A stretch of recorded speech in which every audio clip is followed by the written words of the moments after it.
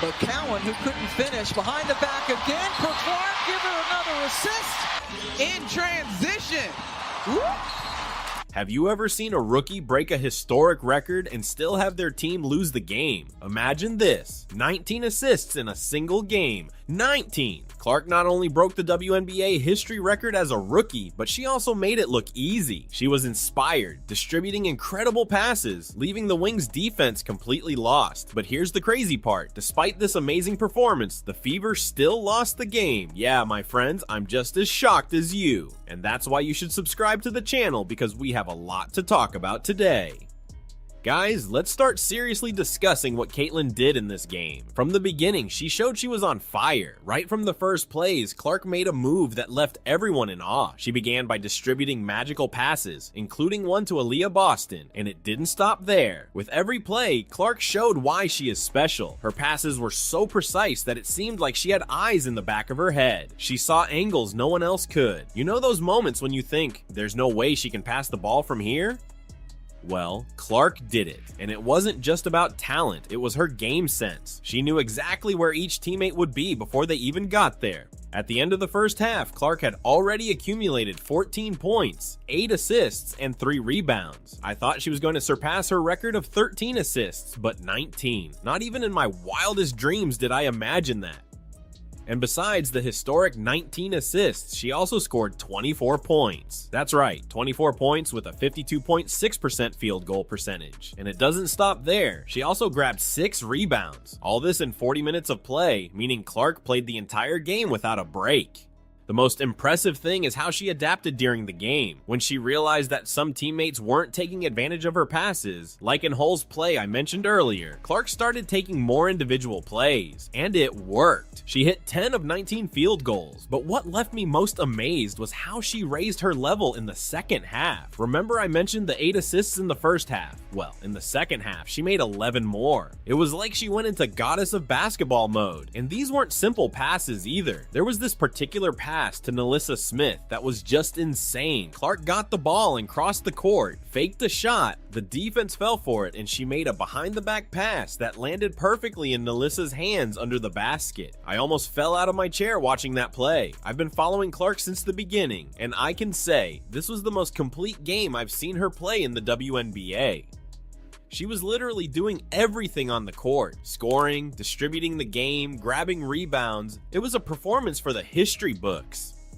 Now folks, here's where it gets crazy. Even with all this epic performance from Clark, the Fever still lost the game. I know, I can't believe it either. The final score was 101-93 for the Dallas Wings. How is that possible? Let's look at the game numbers to understand better. The Fever did well in some areas. They dominated points in the paint, scoring 62 against 50 from the Wings. Clark wasn't alone either. Aaliyah Boston had a great game with 28 points and 8 rebounds. NaLyssa Smith grabbed 12 rebounds. But here's the problem, turnovers. The Fever committed 17 turnovers against just 10 from the Wings, and the Wings capitalized on that, scoring 28 points off those turnovers, while the Fever only managed 17. That's an 11-point difference right there in a game that ended with an 8-point difference. Another factor was the bench. The Fever's bench only managed to score 12 points, while the Wings bench scored 15. It may seem small, but in a tight game, every point counts, and you can't ignore the defense. Even with Clark distributing the game brilliantly, the Wings offense was more consistent. They had an advantage in fast break points, 22 against 14 from the Fever. It's heartbreaking to see a historic performance like Clark's end in a loss, but it shows that basketball is a team sport. No matter how incredible one player is, the whole team needs to be in sync to win. And all this brings us to talk about Coach Christy Sides. Look, it's hard to defend her after this game. How do you have a player making history on the court and still lose the game? The All-Star break and the Olympics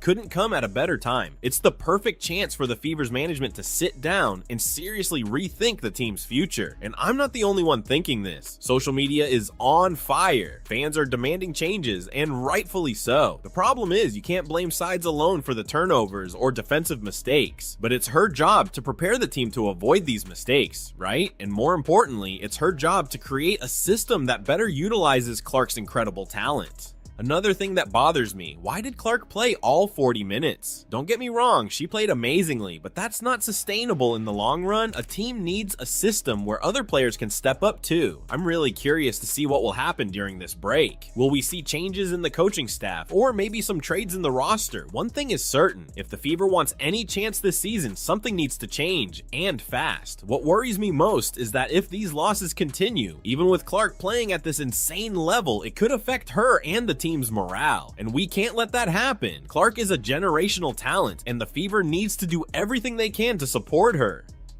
And speaking of talent, we need to talk about the Rookie of the Year award. After this game, I don't see how Caitlin Clark doesn't take that trophy home. Seriously, who is going to compete with her? Okay, I know some people are talking about Angel Reese. Reese is good. I'm not taking credit away from her. But let's be honest, what Clark is doing is out of this world. She's not just playing well for a rookie, she's playing well for any player in the league. And it's not just about numbers, it's the impact she has on the game. Clark has completely changed the face of the Fever. The team may not be winning as much as we'd like, but they're competitive in every game, and that's thanks to her. Another thing that counts a lot for the Rookie of the Year award is consistency, and Clark is killing it there. It's been a while since she's had a bad game. Even when she's not hitting shots, she's creating for the team, grabbing rebounds, doing everything. And let's talk about this 19 assist game again. That was a WNBA history record being broken as a rookie. Clark is breaking records we didn't even know existed. Look, I have a lot of respect for Angel Reese and the other rookies. They're all playing very well, but after this game, it became clear to me, Caitlin is the Rookie of the Year. There's no discussion. If she keeps playing like this, we're witnessing the start of one of the greatest careers in WNBA history. And the craziest part is that we know she can still get better. Imagine when she has more experience in the league, knows the defense is better. The sky's the limit for Clark, and I can't wait to see what's next. But guys, despite all the hype around Clark, there's a question that won't go away. How long will the Fever keep losing, even with her playing at this insane level? Seriously, this is worrying me. And there's more. How long until the Fever's management takes drastic action?